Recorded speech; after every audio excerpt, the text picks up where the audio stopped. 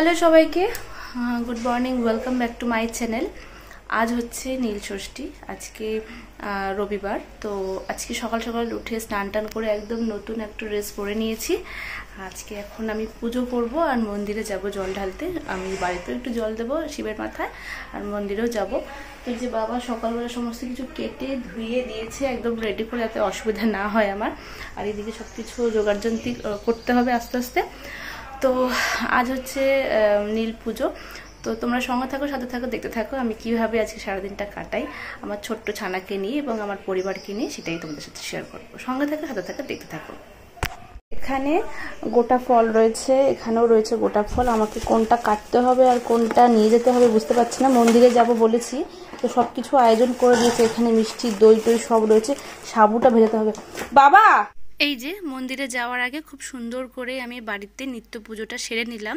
আমার গুরুদেব আর আমার সিংহাসনে যা দেবদেবী রয়েছে প্রত্যেককে সুন্দর করে স্নানাদি সেরে ফুল টুল দিয়ে চন্দন পরিয়ে তারপরে আমি ফল কেটে পুজোটা সারলাম।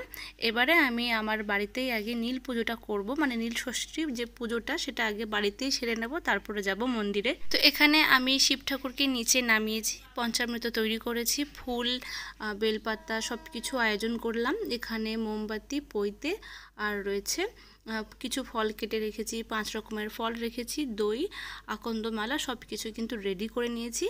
আর তার সঙ্গে ধূপ আর ঘিয়ের প্রদীপ জ্বালিয়ে নিয়েছি। এবারে শুরু করব বাড়িতে নীল পুজো। তো ওইদিকে মাও এসেছে আজকে।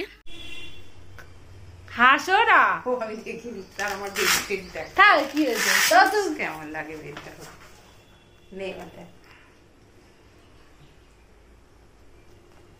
শুরু করছি।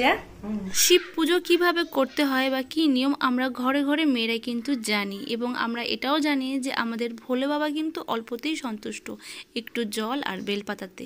তবুও আমরা জেনে নেব এই নীল ষষ্ঠী কেন করা হয়। নীল ষষ্ঠী বা নীল পুজো হলো বাংলার একটি বিশেষ লোক উৎসব, যা প্রধানত সন্তানের মঙ্গল কামনায় পালন করা হয়। এই পুজো মহাদেব শিব এবং দুর্গা বা লীলাবতীর বিবাহ উৎসব হিসেবেও পরিচিত। চৈত্র সংক্রান্তির আগের দিন এই পুজো করা হয়, যেখানে মায়েরা সন্তানের সুস্থ জীবন এবং মঙ্গল কামনায় ব্রত পালন করে। পুরাণ অনুসারে নীল ষষ্ঠীর এই বিশেষ দিনেই মহাদেবের সঙ্গে নীলচণ্ডিকা বা লীলাবতীর বিয়ে হয়েছিল। মহাদেব নিজে নীলকণ্ঠ, আর তার সঙ্গে এদিন নীলচণ্ডিকা বা লীলাবতীর বিবাহ হয়েছিল বলেই এই দিনটি নীল ষষ্ঠীর নামে পরিচিত। আর তাই এই পুজোকেই নীল পুজো বলা হয়। গ্রাম বাংলায় অনেক স্থানে চৈত্র সংক্রান্তিতে চড়ক পুজো উপলক্ষে গাজনের মেলা বসে। এই নীল ষষ্ঠী আমি আগে কখনো করিনি, আমি শিবরাত্রি করেছি বা অন্য কোনো শিবের পুজোও করেছি। তবে এই নীল ষষ্ঠী পালন করা শুরু করলাম যবে থেকে আমার সন্তান হয়েছে, এবং সন্তানের মঙ্গল কামনার জন্যই কিন্তু এই নীল ষষ্ঠী পুজো করা হয়। আজকে দেখতে দেখতে কিন্তু আমার জীবনে 3টে বছর আমি এই নীল ষষ্ঠী পালন করছি। প্রধানত এই নীল ষষ্ঠী পুজো আমরা মায়েরা আমাদের সন্তানের মঙ্গল কামনার জন্যই পুজো বা ব্রত করে থাকি। তবে আমি একটা কথা বলতে পারি, যে পরিবারে এই নীল ষষ্ঠী বা নীল পুজো রয়েছে সেই মায়েরাই করে এই পুজো। আমি আমার মাকে যেরকম করতে দেখিনি, মানে আমার বাপের বাড়িতে এই নীল ষষ্ঠী বা নীল পুজো নেই, আমার মাও করে না, আমার বৌদিও করে না, যেহেতু আমার বাপের বাড়ির পক্ষ থেকে এই পুজো নেই বলে। তাই তো যেই পরিবারে আছে অবশ্যই পুজো করতে পারো। নীল পুজো সাধারণত চৈত্র সংক্রান্তির আগের দিন, চড়ক উৎসবের আগের দিন অনুষ্ঠিত হয়। এই পুজোয় পঞ্চামৃত, দুধ, দই, ঘি, মধু, চিনি, গঙ্গার জল, আকন্দ ফুল, ধুত্রা ফুল, নীল অপরাজিতা এবং কাঁচা আম ব্যবহার করা হয়। এই পুজোর শেষে একটা নিয়ম আছে যে পুজো হয়ে যাওয়ার পরে ঠাকুরের কাছে একটা বাতি জ্বালাতে হয়। তো যে মায়ের জটা সন্তান সেই মা আর কি সেই নাম করে ততগুলোই আর কি প্রদীপ বা মোমবাতি ঠাকুরের কাছে দেবে আমাদের সন্তানের মঙ্গল কামনার জন্য। তো এখানে আমার একটা সন্তান, আমি একটা দিয়েছি, আমার শাশুড়ি মায়ের একটা সন্তান, তাই এখানে একটা আমরা দিলাম, এবং আমাদের সন্তানের মঙ্গল কামনার উদ্দেশ্যেই আমরা পুজো এখানে আমরা শেষ করলাম। আমি আর কি পুজো আর কি দিয়ে দিলাম বাড়িতে। এবারে আমি যাব মন্দিরে। এবং আমি আরও শুনেছি যেহেতু এই পুজোতে কাঁচা আম লাগে, তো অনেকেই বাড়িতে আর কি অনেকের মায়ের মুখে শুনেছি যে নীলষষ্ঠী না হতে আম আর কি খায় না। মানে অনেক আগে থাকতেই আমরা জানি যে বাজারে কাঁচা আম দেখা যায়, কিন্তু যতক্ষণ না নীলষষ্ঠী হচ্ছে ততক্ষণ অবধি ওরা আম খায় না বা আম রান্নাও হয় না বাড়িতে। এই নীলষষ্ঠীর পর থেকে আম খাওয়া শুরু হয়, তো এটাও আমি শুনেছি, যদিও এই নিয়মটা আবার আমাদের বাড়িতে নেই। তো এই যে আমার পুজো হয়ে গেছে, এখন মা পুজো দিচ্ছে, তারপরে আমি যাব মন্দিরে। মন্দিরেও জল ঢালার পরে আমি একটা ঘিয়ের প্রদীপ বা মোমবাতি জ্বালিয়ে আসবো। তো তোমরা সঙ্গে থাকো, সাথে থাকো, দেখতে থাকো, আশা করছি খুব ভালো লাগবে। তো আমি আমার ছানাকে ঘুম থেকে তুলে স্নান টান সেরে এবার রেডি করে নিয়ে চললাম মন্দিরে। তো তোমরাও চলো, করো নম করো, এসো এসো চলে এসো। আহা আস্তে আস্তে, আচ্ছা আচ্ছা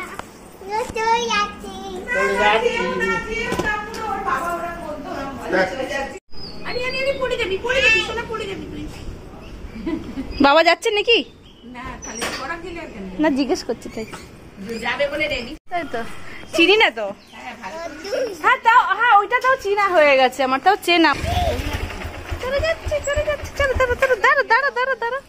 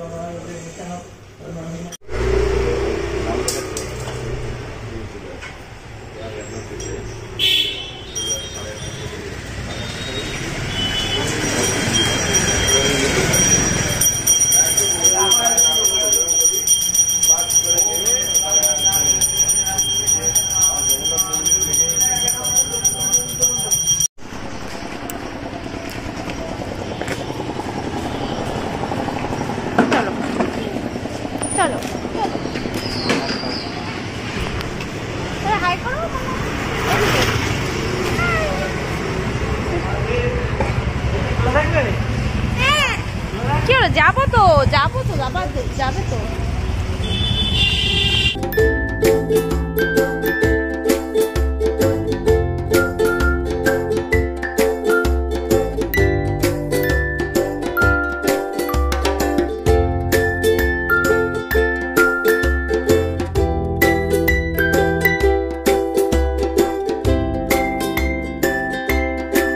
পুজো দিয়ে বাড়িতে এসে গেছি, এখন ঠাকুরের প্রসাদটা মাখবো, সাবুটা মাখবো, আর সবাইকে আজকে সকালের জলখাবারটা হাতে হাতে দিয়ে দেবো।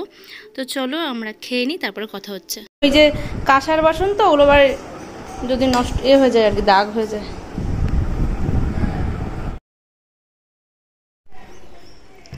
Hello, good evening. এখন বাজে বিকেল 5:30।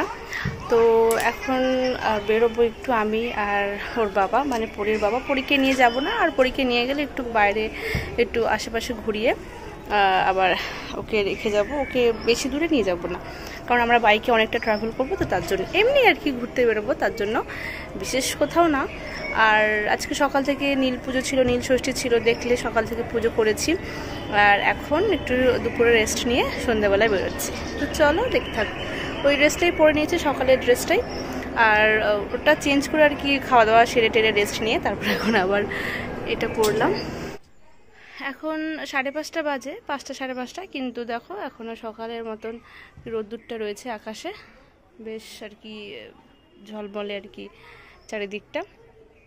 মানে সন্ধে হতে হতে 7টা বাজবে, 5:30, 6:30, 7টা, 7টা এখনও বাজবে না, সেই 6:30, 6টা কি 6:30, পুরো অন্ধকার হবে, 6টা বাজবে, 6:30 বাজবে তখন। তো বন্ধুরা আর বেশি ব্লগটা বড় করব না, এখানেই শেষ করছি। দেখা হচ্ছে পরের নতুন ভিডিওতে। ততক্ষণ তোমাদের যদি ভালো লেগে থাকে এই ব্লগটি অবশ্যই লাইক করো, কমেন্ট করো, আর যারা নতুন দেখছো তারা কিন্তু সাবস্ক্রাইব করতে ভুলো না। টাটা।